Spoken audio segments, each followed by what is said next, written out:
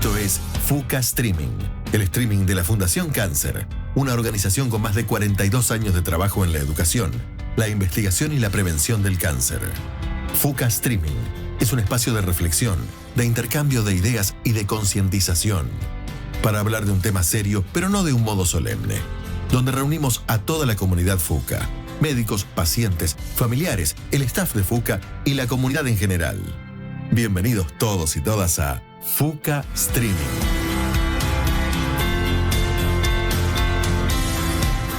Muy buenas tardes, país. Bienvenidos a FUCA Streaming, el programa de la Fundación Cáncer, programa número 25 del ciclo correspondiente a este 22 de diciembre de 2025. No estás en cualquier lado, estás en Radio Sónica para toda la República Argentina y para el resto del mundo, a través de sus diversas plataformas, en su canal de YouTube, en radiosonica.com.ar o a través de Twitch o de las aplicaciones que tiene la radio, que te puedes bajar desde el Apple Store y desde el Google Play. En una tarde inestable en la ciudad de Buenos Aires, 27 grados la temperatura, 66% de la humedad, encapotado por momentos y en un momento también muy especial, en una tarde especial porque es el último programa de la temporada 1 de FUCA Streaming. El 28 vamos a ir con una repetición o con lo mejor del año de FUCA Streaming. En enero seguramente también nos vamos a mantener con programas que ya han sido emitidos para preparar lo que es la segunda temporada de esto, que ya es un suceso y una cosa que nos llena el corazón y el alma y que lo hacemos con mucho, mucho cariño.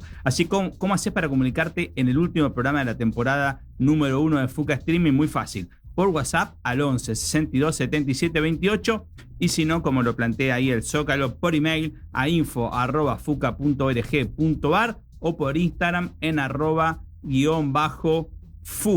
Yo acá tratando de encontrar el audio exacto. Estuve en el recital de Herman que volví con los oídos que no me van con nada, ni los sonidos fuertes. Estoy como esos cantantes se sacan, se ponen, se enganchan, se desenganchan. Así voy a ir encontrando hasta las 5 de la tarde el punto óptimo. Acá justo con Gonzalo en la operación técnica que me va a ir ayudando. Pasaron 8 minutos de las 4 de la tarde, ya están dos invitados de lujazo para el cierre de la temporada número 1 y hasta las 5 este es FUCA Streaming. En FUCA tenemos los mejores profesionales en oncología y eso implica una responsabilidad: acercarle a toda la comunidad el conocimiento de nuestros expertos. Ahora, en FUCA Streaming, la entrevista del día.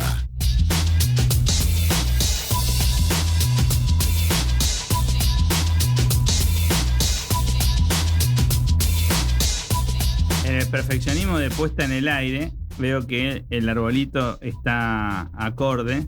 Además, no sale en toda su magnitud. Ahí está bien, ahí está muy bien, perfecto. Bueno, y que hemos sacado a cabo algunas otras cosas que nos distraían, porque hoy en realidad tenemos invitados que están de manera virtual, así que le damos la bienvenida al doctor Marcos Bortz y al doctor Martín Sarvá. No sé si ya están conectados.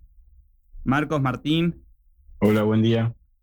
Buen día, aquí estamos. ¿Cómo están? ¿Todo bien?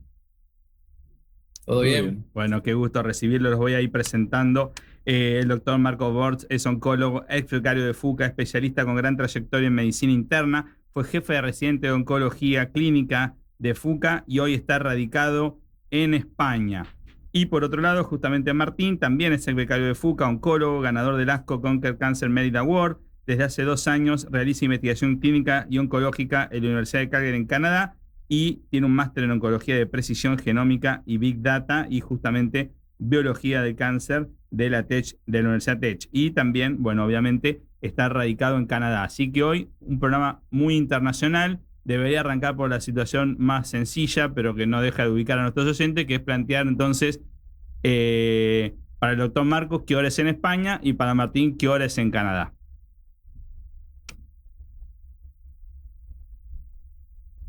Bueno, empiezo yo si quieren. Dale. Justo estoy en Argentina ahora, vine para la muy fiesta. bien, Así perfecto. Bueno, vos estás acá, estás cerca de nosotros. Y allá también. Exactamente. Tampoco hay tanta diferencia en Canadá. Son 3 horas menos. Son 3 horas menos. Ok. Estoy bien para el oeste, así que sí, son 3 horas de diferencia. Muy bien. Bueno, para los dos, ¿qué es lo que los definió, digamos, en esta especialización en la oncología? ¿En qué momento de la carrera de medicina decidieron que querían dedicarse a eso? Y bueno, digamos, ¿qué balance hacen hoy ya con este recorrido profesional que tienen ustedes de esa decisión que tomaron? ¿Querés que arranque yo, Martín, ya que arrancaste vos antes? Dale, dale. Em, Cuando yo terminé la Facultad de Medicina en el 2014, ya me planteé inicialmente si hacer oncología, si hacerla, digamos, articulada de inicio, si hacer medicina interna primero, con esa idea de tener la especialidad o la formación más completa. Pero realmente me terminé de decidir en el segundo año de medicina interna, cuando en consultorio empecé a tener pacientes con cáncer, donde yo hacía el diagnóstico y les tenía que dar el informe y veía la relación que se formaba, el impacto que tenía en ellos emocionalmente, el pronóstico, cómo se presentaba para ellos, cómo lidiaban con eso y cómo el médico podía tener un rol en formar esa reacción de los pacientes. Eso. Ujú. ¿Y en tu caso, Martín? Bueno, en mi caso creo que fue un poquito más sencillo y más precoz, porque mi papá es oncólogo, también formado en las manos del doctor Chacón, si bien no Ajá. era Fuca, pero ya venía mamando la oncología desde muy pequeño, así que entré allá a medicina pensando en ser oncólogo. Por suerte, durante la carrera me gustó mucho y en la práctica también, sobre todo la parte más lo que es investigación y cómo siento que la medicina evoluciona muy rápido en la oncología, a diferencia de otras especialidades donde está un poco más estancada. Y eso me llama mucho la atención y por eso me metí en ese camino y sigo en el camino de la investigación. Sabés que en el primer programa nos contó mucho Matías lo que representaba tener contacto con los temas que llevaba a la casa y el seguir la carrera de Reinaldo. En tu caso, con José, con tu papá, digamos, ¿cómo era el vínculo? ¿Desde muy niño ya te fuiste enterando de que era oncólogo y lo que hacía? ¿O fue más en la cuestión de la adolescencia? Decir, bueno, además de ser médico, mi papá se dedica a la cuestión de la oncología y ahí fuiste como comprendiendo más que era el campo en el que te querías especializar. Mira, creo que sí, en mi caso, particularmente yo con mi papá de medicina hablamos poco y nada. O sea, yo Ok. sabía que era médico, que era oncólogo, había mucho respeto hacia su profesión, no solo en la familia, sino en toda la comunidad. Estuvimos en Tucumán. Ujú. eh, y a donde íbamos, que era un lugar público, la gente lo paraba, lo saludaba y eso por ahí fue lo que me inculcó a Te pensar llamaba la que era un... atención, claro. Sí, sí, el respeto que tenían hacia él. Pero en sí en casa no hablaba mucho del tema. Así que yo creo que fue más que nada por eso que veía mucho el respeto que generaba, cómo la gente lo quería. Y también un poco lo veía que viajaba mucho y pensaba que eso es algo lindo. Eh, Así que fue una sumatoria de cosas, pero así creo que como pasó con Matías y Renaldo, capaz que no tanto, porque no había mucho esa conversación de medicina y qué vas a hacer. Y al contrario, a mí mi viejo siempre me dijo, no te metas en este lío, no sabes lo que estás metiendo, yo que vos me digas más fácil. Pero bueno, también cabeza dura como soy, no le hice caso y aquí estamos. Y ahí estás. Y Marcos, en tu caso, ¿cómo fue la decisión de dejar Argentina? ¿Fue fácil? ¿Fue difícil? ¿Se dio de una manera natural por la oportunidad que significaba radicarte allá? Em, la verdad que por como es hoy en día y desde hace ya bastante ya la investigación en medicina, las oportunidades de formación y la colaboración internacional, yo me planteé hace muchos años la posibilidad de hacer parte de mi carrera en el extranjero. Lo barajé por lo menos dos veces cuando estaba eligiendo las dos residencias Ah, ok. y una vez más en el medio, y siempre me había quedado pendiente esa opción de hacer también lo que es formación e investigación, que es el doctorado, que siempre fue como la otra forma de avanzar en mi carrera. Y me vi terminando todo lo que es formación más grande en asistencia y que quería terminar de hacer algo más en investigación, de entender un poco más cómo integrar la parte clínica con la parte más académica o más hacia futuro para contribuir no solo en el día a día con los pacientes enfrente, sino también al cosmos más grande de lo que es la oncología en todos lados y un poquito al tratamiento de todos los pacientes. Lo terminé de decidir durante una rotación que hice en mi último año de residencia en un hospital en Oxford, con la doctora Alicia Smith, que ella tenía. ¿Eso en qué año fue que estabas en Oxford? Perdón, ¿me escuchan bien? ¿En qué año era que estabas en esa etapa de hospital? Fue en el 2024, principio de 2024. Ah, ok. Los últimos meses prácticamente de mi residencia en oncología, ella tenía la oportunidad de integrar lo que es atención sanitaria e investigación clínica y translacional y como que no solo me llamó, pero me incitó a ella, como que me trató de impulsar a que continúe con esa parte de mi carrera que yo quería, que me faltaba. Uh-huh. Y el mejor lugar que pude encontrar, el más cómodo, el de mayor acceso, el de mayor contacto, fue venirme acá al Instituto Bio en el Hospital Valdebrón, en Barcelona. Y la decisión fue difícil, o sea, tuve un año y medio prácticamente para prepararme, cuestiones obviamente personales, claro. Financiamiento, a dónde ir, cómo llegar, un montón de lazos de una vida armada en Buenos Aires que hubo que no que romper, pero que amoldar y preparar para este cambio, sí. ¿Y hoy te consideras radicado o en algún momento tenés pensado volver a mudarte a otro lugar y priorizar, digamos? Me cuesta imaginarme, incluso siendo que estoy en un lugar que es dentro de todo bastante culturalmente similar a Argentina, me cuesta imaginarme no volviendo a Argentina en el futuro. Ok. Como que sea tu casa permanente, no te visualizás allí 5 años más o una vida más. Me cuesta. ¿Cuánto tiempo es difícil? Porque las formaciones y las investigaciones y los trabajos te llevan de una cosa a la otra. Pero no creo que me termine quedando acá de forma permanente. Y en tu caso, Martín, ¿qué impulsó la decisión? ¿Una oportunidad o una búsqueda activa tuya vinculada justamente al máster o a una... ¿Qué estuvo detrás de irte a Canadá?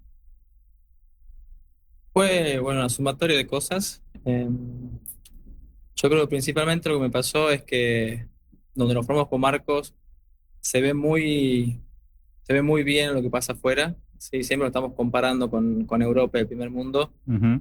Y siempre sentía que me quería probar y ver si nuestra formación, yo la sentía muy fuerte. Y quería ver si, como estábamos nosotros en Argentina, podíamos también sobresalir en el extranjero. Claro, como un test. Gratamente, por ahí empezó la cosa. Gratamente, ya en la rotación, le me contó Marcos, en mi último año yo estuve en Londres. Okay. Y ya pude notar eso, que estábamos a nivel, o inclusive me sentí como un poquito, inclusive mejor formado de lo que están los médicos allá en Inglaterra. Y ya después de esa experiencia dije, bueno, capaz que podemos empujar un poquito más la carrera. Y bueno, busqué en varios lados y bueno, este lugar que encontré. Ahí estás con el doctor Martín Ángel, que estuvo el otro día en el programa. Ángel, bueno, él es mi mentor ahora, que es el doctor Heng, famoso por los criterios de Heng en el cáncer de riñón. Ok, mira. Así que me contacté con él personalmente y le dije que mi intención de profundizar mi formación y especializarme en los cánceres genitourinarios, bueno, me abrió las puertas y bueno, 1 más 1, decidimos hacerlo, fue difícil. Yo me fui ya con 2 hijas. Uh-huh. Caí en Canadá en diciembre, que ya hace frío, fue un golpe fuerte. Culturalmente muy diferente. Así que fue un golpe difícil, pero bueno, nos logramos adaptar. Estamos trabajando ahí bien, la verdad que se trabaja muy bien, un gran equipo y creciendo, que es lo que importa. Así que contento con la decisión. ¿Y qué sintieron los dos digamos, al ver que estaban formados para desempeñarse en otros ámbitos internacionales con total normalidad?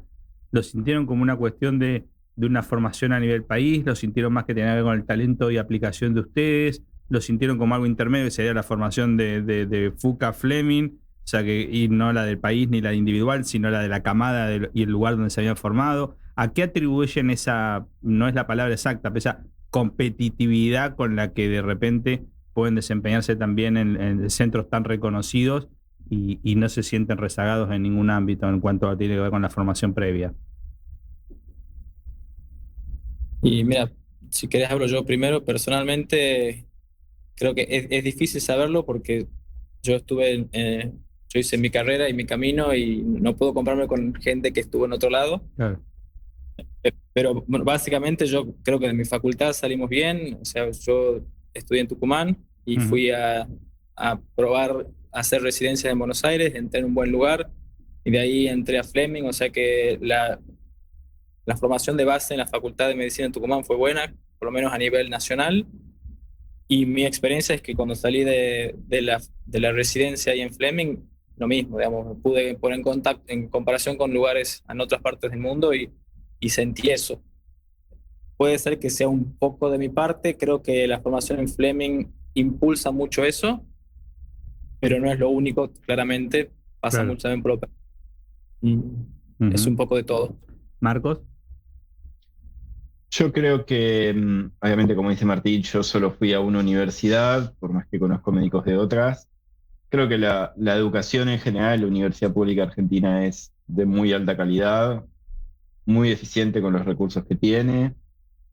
Que la Universidad de Buenos Aires, que es a donde yo fui, pese a generar miles y miles de médicos, logra mantener un estándar de formación y te permite acceder aunque tiene una carrera bastante uniforme, no hay muchas opciones de materias, te permite meterte en nichos y encontrar tu manera de hacer la carrera desde lo que es participar en la formación académica.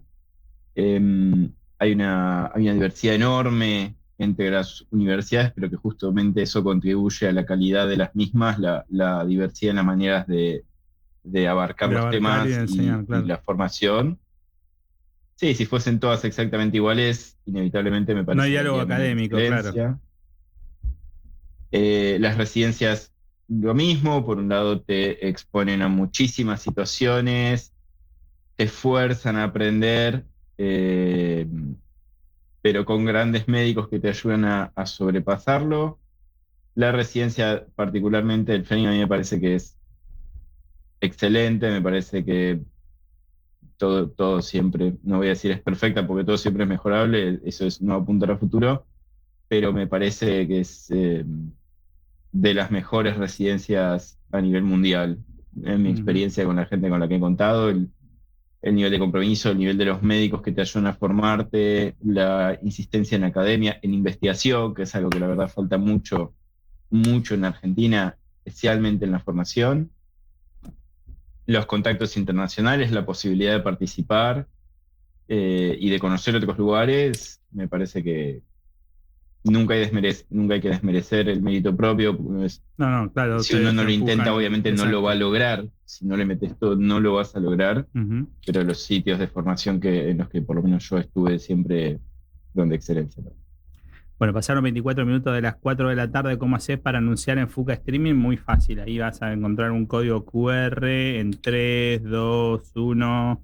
Ahí en algún momento, ahí está, perfecto. En donde justamente vas a poder entrar a la página de Fuca y vas a encontrar la forma de apoyarnos. Por ejemplo, para becas. Por ejemplo, para otros Martín, otros Marcos que hoy quieren hacer su residencia con Fuca, en el Fleming, y a través de esa beca poder especializarse en oncología clínica y seguramente seguir el camino que ellos han seguido. Y también en ese mismo QR podés empezar a contactarnos para lo que significa ser sponsor de este programa, que no deja de ser un programa justamente de la Fundación y de Divulgación Científica en la segunda temporada, ¿no? Porque obviamente ya ahora estamos en el último programa, es muy difícil ingresar ahora, pero sí estamos planificando todo lo que es 2026. Ya venimos y vamos a hablar con Marcos y con Martín específicamente de lo que significa la residencia, y los dos, justamente han pasado por la residencia de Fuca y nos van a contar un poco sobre esa experiencia también. Ya venimos.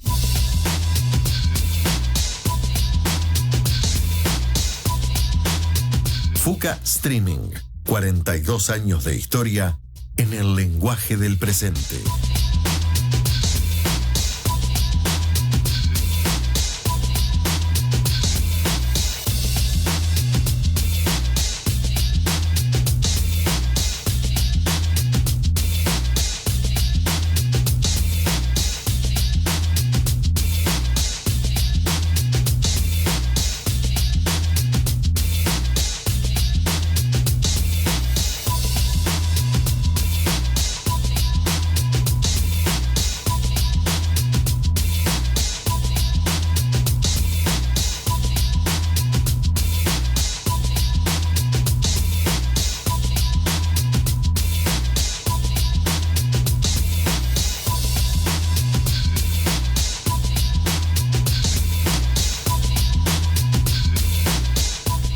37 grados la temperatura, 66% la humedad en la capital de los argentinos. Seguimos charlando con Marcos, con Martín.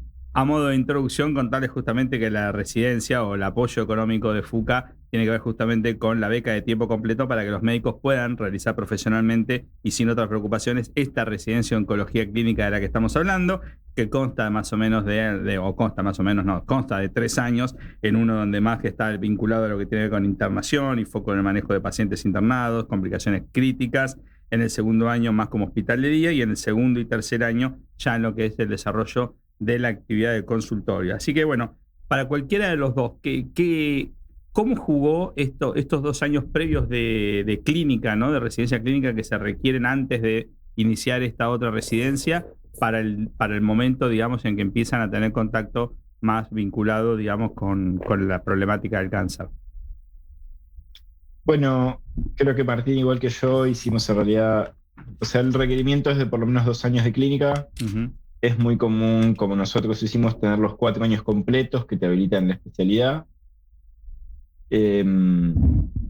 Diría que entrar a FUCA sin esos años de clínica es imposible. Imposible, claro.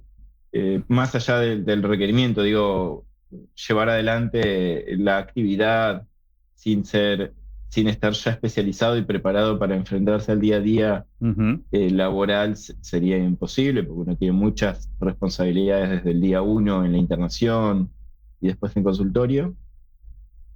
Más allá de eso, nos da una visión más abarcativa que te permite enfocar al paciente a riesgo de aparición pobolístico de una manera más completa. Sí. Y no enfocarte solo en tumor, estadificación y tratamiento, sino entender manejo del dolor, infecciones concomitantes, enfermedades de comorbilidades, enfermedades que sucedan en el mismo momento o consecuencias de los tratamientos que uno hace. O emergencias metabólicas. Y el seguimiento a largo plazo. Como 1.000.000 de cosas que son años de formación para estar preparados para hacerlas. No sé, Martín, vos cómo lo viste. Sí, tal cual. Yo, bueno, igual que Marco, también hice 4 años de clínica y sí, sobre todo para el primer año donde estábamos en la internación, creo que fueron fundamentales. No haber tenido esa base, esa espalda, capaz que la podríamos haber hecho, pero más a tropezones, más difícil, con más sacrificio. El tener esa espalda te hace tener más frialdad a la toma de decisiones y manejar las cosas a un tiempo más, por ahí con menos dudas y más preciso, y lo que te deja espacio para poder dedicarte a lo que estábamos ahí, que era aprender oncología. Claro, ¿cómo se lleva, cómo se adaptaban a ese ritmo y cómo administraban el tiempo entre los ateneos, las clases diarias y obviamente después la cuestión de lo que ocurría, digamos, con los casos que veían? El acomodo era complicado. La verdad que a diferencia de otras, no todas, pero de otras residencias y de otras formaciones de otros lugares incluso, nosotros teníamos todo lo que era horario académico exclusivo en la mitad del día, o sea que tenías que realizar tu actividad asistencial, concurrir a la actividad académica, que tenía horario, que se tenía que cumplir, y después volver y seguir actividad asistencial. Uh-huh. Entonces tenías que ser eficiente con el tiempo, tenías que organizarte. Si las cosas se te iban de control, iba a ser un problema porque no llegabas a participar en lo académico. Y era muy importante, digamos, en primer año una parte fundamental de lo que estabas haciendo ahí. Y a veces era muy complicado coordinar la responsabilidad que uno siente hacia los pacientes internados con estar en un horario académico exclusivo, y eso también se podía y se puede sostener por el apoyo del resto del equipo médico que hay en el hospital, sin el cual sería imposible. Si todo recayese exclusivamente en la residencia, sería mucho más difícil de llevar adelante. Y en tu caso, Marcos, que fuiste jefe de residentes, ¿cómo fue coordinar 9 becarios? ¿Qué aptitudes de liderazgo crees que se fueron sumando para el resto de tu vida por ese rol en particular? Fue una experiencia, no, o sea, por un lado es difícil mentalmente. Me parece que es mucho más fácil que ser becario de primer año, que me pareció probablemente la experiencia más difícil. Uh-huh. mucha responsabilidad, desarrollar muchas habilidades distintas que con los pacientes, porque con los pacientes tienes un rol diferente de guiarlos en un camino diferente de salud, de vida, de futuro, el cual vas a estar ahí por años. Con los residentes tenés un tiempo para ayudarlos a organizarse mentalmente, para readecuarlos a la forma de estudiar oncología, para ayudarlos a organizarse con los tiempos y con todo el nivel de requerimientos que tiene, y para ayudarlos a convencerse. Creo que eso es lo más importante, ayudarlos a convencerse a sí mismos de que ellos pueden. Con la autoconfianza y de que pueden, claro, ¿no? Sí, okay. Sí, porque muchos, como que lo más fuerte para ellos es dudar.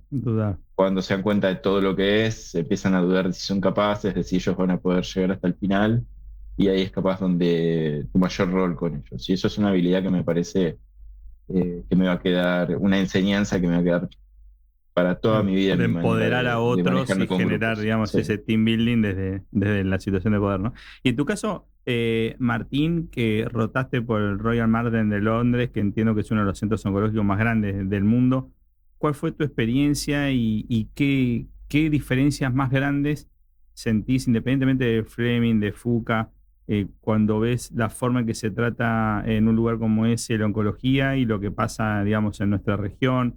¿La diferencia es solamente de recursos, es de proceso, es de disciplina, es de un poco un todo, o no hay diferencias? No, la diferencia es enorme. Okay. Y creo que es un poco de todo. Recursos principalmente, o sea, en Fleming por ahí no se nota tanto, pero yo después de Fleming pasé por Tucumán en un hospital público. Claro, y la diferencia de Tucumán con el hospital público en Londres era abismal. Igual que lo que pasa con los hospitales públicos donde estoy yo ahora en Canadá, okay. Que parecen hospitales de primer nivel de privados. Todo funciona, todo está en orden, todo, o sea, no hay demora para tratamientos, hay acceso rápido a las cosas. Eso creo que es recursos y procesos. Los procesos están también mejor manejados. Hay muchos intermediarios que tienen estos lugares que hacen que todo fluya un poquito más rápido y que no todo recaiga sobre el médico o el residente.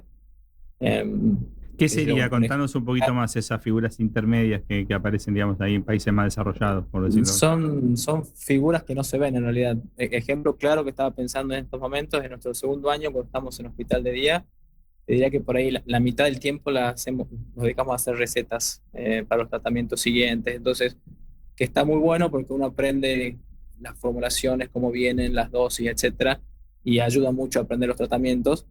Pero, por ejemplo, tanto en Inglaterra como en Londres, como en Canadá, vos tocas dos botones y la medicación se autoriza sola, o alguien en el medio que autoriza las cosas sin que vos hagas un papel. Y eso al residente le saca mucho peso de encima. Le da tiempo, le da más tiempo también, claro. Le da más tiempo, exactamente. Por ejemplo, otro ejemplo claro es cuando hay comités en Fleming, y calculo que en la mayoría de los lugares todas las discusiones de los comités se tienen que escribir y dejar asentado en algún lado. En Inglaterra y en Canadá hay una tercera persona que no es médica que se dedica a hacer esos reportes. Entonces, todo un montón de cosas que pasan en un trasfondo que vos no ves, que le sacan peso, energía y responsabilidad a los médicos. Y capaz en comparación con el sistema público, de repente ya en esos lugares donde están ustedes existe una inteligencia artificial que toma nota de los debates dados en el comité, ¿no? Y puede generar un resumen, un brief, ¿no? Estamos en eso. Cuando yo estuve en Londres eso no existía. Sí tenían los médicos como un voice recognition que ellos le hablaban a un aparato y el aparato le transcribía. En Canadá, donde estoy ahora, están recién haciendo una beta test con una inteligencia artificial que transcribe la consulta médica. Todavía solamente funciona en la emergencia, pero la idea es pasarlo a todo el sistema y a todos los puntos de la atención. Pero sí, está a caer, digamos, al futuro cercano lo vamos a tener a mano, que también sacaría un peso enorme al médico y a los residentes al tener una máquina que te haga las evoluciones y las cartas de recomendación y todas esas cosas. Y Marcos, en tu caso, lo que es la integración, digamos, siempre tan deseada aparentemente en todos estos casos de la investigación clínica y la investigación de base, ¿la sentís más integrada en países, digamos, del norte, digamos, o países más desarrollados que lo que es en nuestra región, en nuestro país? De vuelta, quitando lo que pueda ser, digamos, la excepción, digamos, de un lugar como el Fleming, o realmente no hay tanta diferencia a la hora de eso. La diferencia es total, Okay. es abismal. Es cierto que no todos los hospitales, tampoco hay que hacerse la idea de que en cada rincón de salud de España o Inglaterra todos hacen academia de investigación básica. No, eso no es cierto. Okay. Incluso acá en Barcelona, que es una de las ciudades más grandes de España, con mucho reconocimiento en lo que es salud y en oncología en particular, hay particulares centros reconocidos que son como íconos de lo que es investigación y de lo que es trabajo médico de punta, y de que también son centros de segunda opinión para el desarrollo, porque llevan adelante investigaciones clínicas y básicas. Armar lo que es, me parece que a mí capaz que el servicio intermedio que tiene que haber, que es lo que se llama un servicio de fase 1, que es un servicio médico que se dedica solo a investigación clínica, pero en el primer eslabón es una conexión casi que directa entre lo que es el laboratorio, la industria y la clínica. Es como ese eslabón que le permite a los centros hacer el salto extra. Como que están integrados, están demasiado, muy bien amalgamados todo esto que decís vos, laboratorio, el centro de investigación y la requieren hay un montón de personal no médico en los centros de investigación que vienen y aprenden, que sacan, claro, que aprenden de lo que es la práctica para tener ideas y para ver el efecto de lo que hacen, y hay médicos que van y participan en el laboratorio. Hay como una fluidez que en los centros solos básicos y en los centros solo clínicos no puede haber. Uh-huh. Eso a ambos los enriquece y les permite ver cosas que de otra manera no verían. Cuando yo arranqué acá, estuve en primera reunión de laboratorio en un equipo que ya había una médica, pero que el resto eran todos investigadores, y me di cuenta que yo desde el punto de vista médico tenía más para aportar de lo que hubiera sospechado, y en mi práctica y a la hora de pensar yo qué cosas se pueden mejorar y qué maneras hay de mejorar los tratamientos, el haber ido al laboratorio, el entender los estudios, el entender cómo se aprenden y se hacen las cosas, también me ayuda a pensar y entender lo que hacemos. Requiere financiación. Yo estoy en un hospital público en España, no es un privado, incluso acá se ve la diferencia en recursos entre el público y el privado en España. Uh-huh. Creo que también tiene una integración privada con lo que es el laboratorio y lo que es la financiación de la investigación, que es un entramado complejo, que requiere mucho trabajo y muchos años. Mucho de largo plazo, ¿no? Mucha mirada estratégica de largo plazo, ¿no? Décadas en formar este lugar, décadas en armar esto. No se hace de un día para el otro, no importa cuánto dinero le pongas. Claro. Y requiere médicos e investigadores que busquen esto, porque también termina siendo más trabajo, no es algo más que tienen que hacer, y que lo que dice Martín de todo ese personal que te ayuda a descargar ciertas labores capaz más rutinarias, capaz más burocráticas, capaz más repetitivas, ayuda mucho a que los médicos puedan participar más en investigación. Y bueno, yo también cuando roté en Oxford, mi experiencia ahí fue no solo los médicos, sino también la formación de una enfermería profesional, de calidad y en cantidad, con roles mucho más responsables, mucho más grandes de lo que les damos lugar en Argentina. Te descomprime, digamos, al staff médico, ¿no? Absolutamente. Te permite de repente poder estar pensando en la investigación y en otra cuestión, ¿no? La enfermera deja de ser vista como solo un asistente al médico, sino que es un profesional de la salud, que puede resolver problemas, que puede interaccionar con el paciente por su propia cuenta. Con carrera, con escalafón, ¿no? Eso para mí fue en Inglaterra un cambio de entender un rol que cambia completamente el sistema de salud. Uh-huh.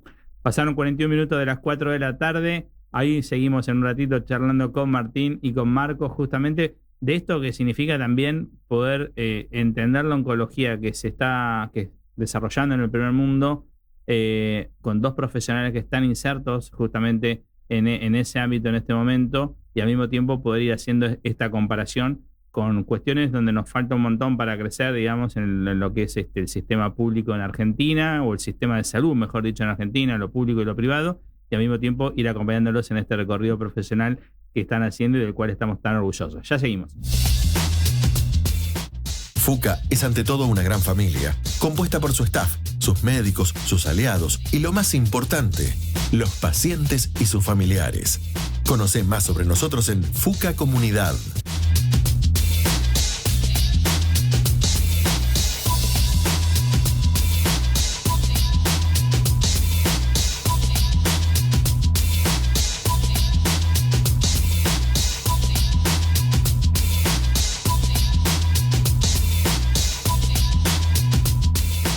Bueno, y el martes pasado tuvimos un encuentro, justamente una charla, un encuentro con pacientes sobre tratamientos oncológicos y los efectos adversos. Matías Chacón dio la charla sobre los beneficios de los tratamientos y la doctora Janina Pfluger sobre los efectos adversos de esos tratamientos, con varias personas que se hicieron presentes en el auditorio Reinaldo Chacón. Ahí estamos viendo parte de lo que fue la charla, y un muy interesante diálogo después de las presentaciones más formales, un ida y vuelta entre los pacientes y los médicos, muy como lo busca hacer FUCA a estos encuentros con pacientes que tuvieron justamente lugar el martes pasado. Así que agradecemos muy especialmente al Instituto Alexander Fleming por lo que tiene que ver justamente sede de nuestros programas, y al acompañamiento de Bristol Myers Squibb en lo que tiene que ver con el auspicio de la actividad. Y por otro lado, contarles que el año que viene, el 2026, Aulas Abiertas entra en su año número 29 de implementación ininterrumpida. Aulas Abiertas es el programa de prevención y concientización del cáncer de la Fundación,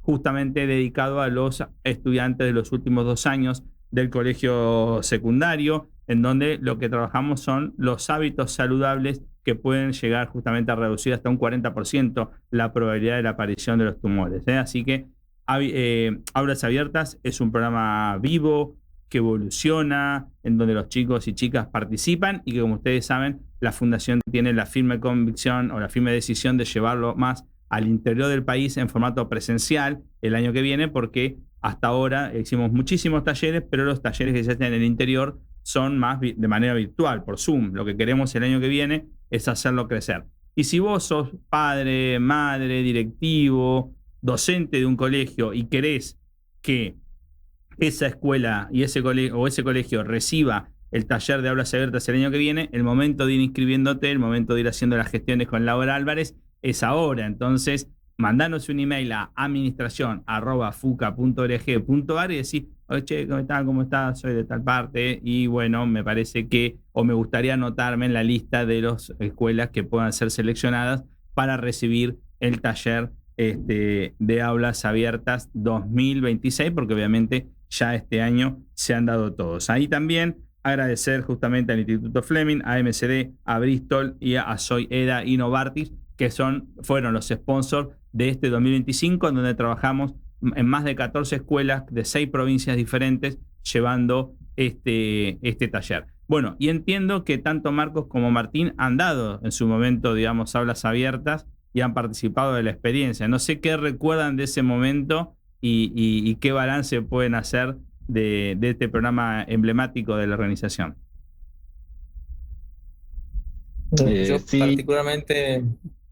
Dale, Martín, dale. Bueno, perdón. Particularmente yo estuve en plena pandemia en el año de residencia que nos dedicamos a hacer esto. Uh-huh. Así que tuve una sola experiencia virtual, la cual claramente fue muy linda, muy enriquecedora, pero no tuve no tuve la experiencia en persona con los chicos, lo cual, bueno, fue triste. Así que no puedo hablar mucho del tema. Capaz Marquito tiene más experiencia. Bueno, después de lo que fue la pandemia, Aulas Abiertas pasó a ser, no exclusivamente, pero bastante virtual, para permitirle a las escuelas del interior y a escuelas de distintas áreas donde la verdad que la movilización es muy difícil, mayormente virtual. De hecho, todas mis interacciones con Aulas Abiertas terminaron siendo virtuales. Okay. Desde la biblioteca, la sala de de informática, llamémosle, del Fleming. Uh-huh. Tuve más de una experiencia, más que Martín. También es cierto que nos la repartimos, somos varios residentes por año, así que tampoco es que... Perdón, tampoco que lo es que haces ninguno semanalmente, tiene claro. 20 de esas. Fue una interacción, no sé, interesante, extraña, algo que yo no había hecho antes. Yo había hecho docencia a nivel universitario y había hecho distintas situaciones de docencia, pero eran más profesionales, donde las preguntas son capaz más restringidas a cosas más puntuales para el que uno esté más orientado, preparado. Y la verdad que los chicos te salen con cosas que te hacen replantearte incluso ideas que ya tenés en tu cabeza. Bueno, que tenés que ir y investigar, recordar que no lo sabes todo, que nadie lo sabe todo. Así que es muy interesante, muy enriquecedor para mí. Es que También me hubiera gustado tener alguna experiencia presencial, pero bueno, no se dio. el azar no se dio. Este año hicimos varios presenciales, sobre todo con colegios del AMBA. Les cuento que simplemente para el registro de ustedes y como dato, este año hubo mucho sobre vapeo.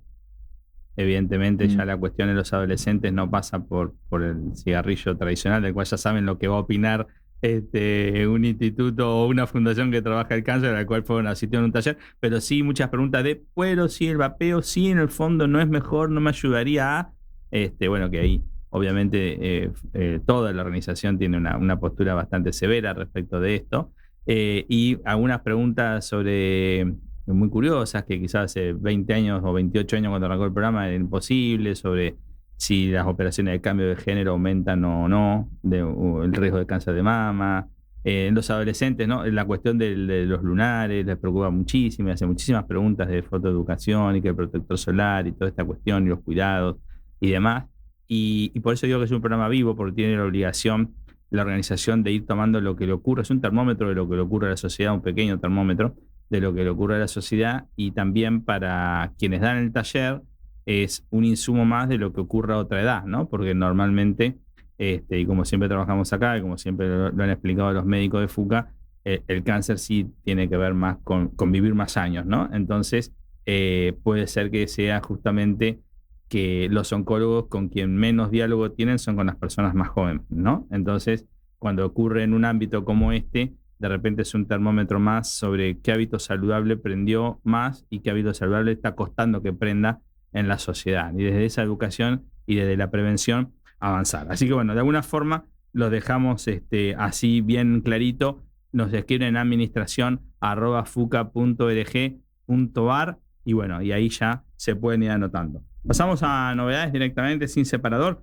Bueno, queremos compartir con todos ustedes una alianza con la marca indumentaria Pretonero que nace desde el corazón y con un profundo sentido de propósito. La camisa Ana es mucho más que una prenda, es un homenaje que lleva un significado personal y emotivo para sus creadores y que se convierte en un símbolo de apoyo continuo a nuestro trabajo. Y acá viene lo esencial: el total de lo recaudado de cada venta de la camisa Ana se destinará directamente a impulsar nuestros programas de investigación, educación y prevención del cáncer. Tu compra tiene un impacto directo en la ciencia y en la vida de miles de personas. Es sencillamente vestir con propósito. Podés conocer esta prenda a través de la web Pretonero, que es muy fácil. Te dirigís a la tienda online pretonero.com y la primera camisa que te sale es la camisa Ana. Ahí estuve viendo justamente el posteo del programa pasado, en donde Maximiliano, el dueño de Pretonero, estaba con la camisa. Yo conduje una parte del programa con la camisa. Nada, muy lindo, muy buen momento. Y obviamente ustedes saben que esto es parte de lo que empuja siempre la organización, que es la venta con propósito. Lo hemos hecho con hotel, lo hemos hecho con marcas de comida y lo estamos haciendo ahora con indumentaria, y esperamos el año que viene también poder tener más aliados de este tipo que en realidad nos ayuden a empujar lo que hacemos desde hace 42 años, ¿no? Hacer educación médica, hacer investigación y hacer prevención y concientización en una sociedad donde, bueno, necesitamos todavía poder seguir generando conciencia sobre la importancia de los hábitos saludables. Marcos, Martín están ahí, ¿no? Sí, en realidad nosotros ponemos la camisa, pero en el fondo están ahí. Ahí está, perfecto. Sí, acá estamos. Muy bien. Bueno, nada, querías darle un minuto para que pudiesen hacer una reflexión final, algún mensaje que ustedes quisieran dar, o a los pacientes que conocieron en su paso por acá, o a los médicos que de alguna manera fueron sus mentores durante la residencia, o a la comunidad de FUCA en general, que está integrada por los pacientes, por los familiares, por los médicos, por el staff y por el voluntariado, a quien quieran.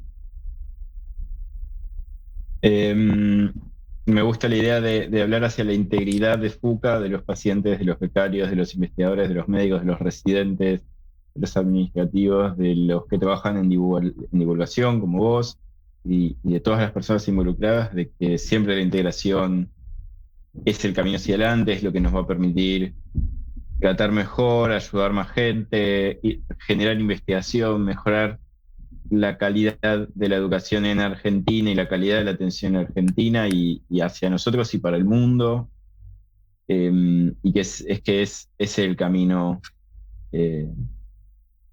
hacia mejorar en la lucha contra el cáncer. Uh-huh. y mejorar la vida de la gente. Martín.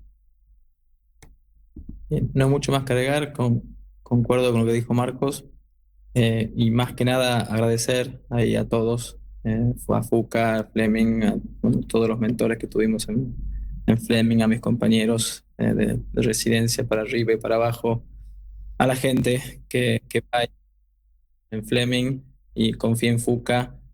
Y sí, por supuesto, concuerdo con de la divulgación y de mover todo para adelante, tratar de apuntar a la investigación y a que todo mejore.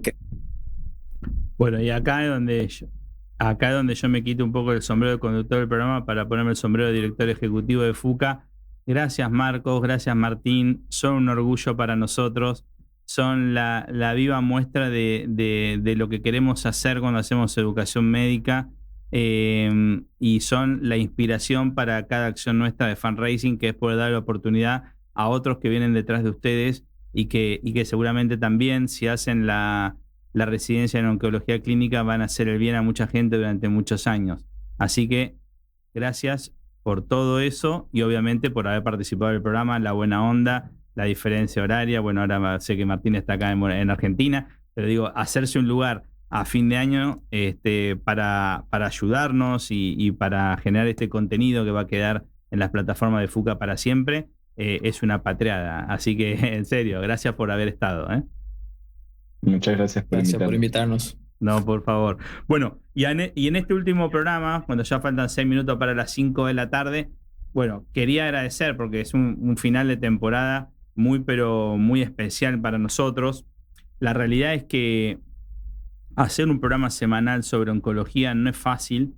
Hacer un programa semanal con este tipo de contenidos y producirlo desde una fundación con no tantos recursos humanos, sino tantos recursos económicos, sino empujando desde diferentes ángulos para llevarles todos los días, todos los lunes, mejor traerles la mejor propuesta, no es sencillo. Así que en ese sentido estamos pero muy contentos. Quizás no todo el mundo al principio creyó en el proyecto o quizás hubo alguna mirada con sorna. Bueno, yo creo que hoy estamos mucho más consolidados en acá, ahí, en ese cartelito, en diagonal, en que son 25 programas. Y desde ese lugar la realidad es que estamos pero muy contentos. Yo quiero agradecer al Consejo de Administración de FUCA por confiar, por creer. No llevaba más de 3 meses en la organización y sin embargo estaba proponiendo un cambio en la comunicación que era riesgoso, que representaba no solamente un cambio para lo que hacía la organización, sino también una posibilidad, pero también algo en lo que la reputación de la organización se ponía en juego. Y en ese sentido, el apoyo del Consejo de Administración fue muy importante. Quiero agradecer en esta temporada 1 a Radio Sónica por todo lo que facilitó en términos del espacio, la comprensión y demás. También hacer un lugar en una grilla tan consolidada como para un producto como el que tenemos nosotros y como el que hacemos para nosotros el lunes, requiere mucho confiar. Y como dije hace unos meses en otra ocasión, nosotros nunca tuvimos que mostrar lo que íbamos a hacer, ni pasar un demo, un filtro o algo. Y eso es una cosa que agradecemos porque tiene que ver con que pudimos generar confianza y creemos que pudimos cumplir también con las expectativas.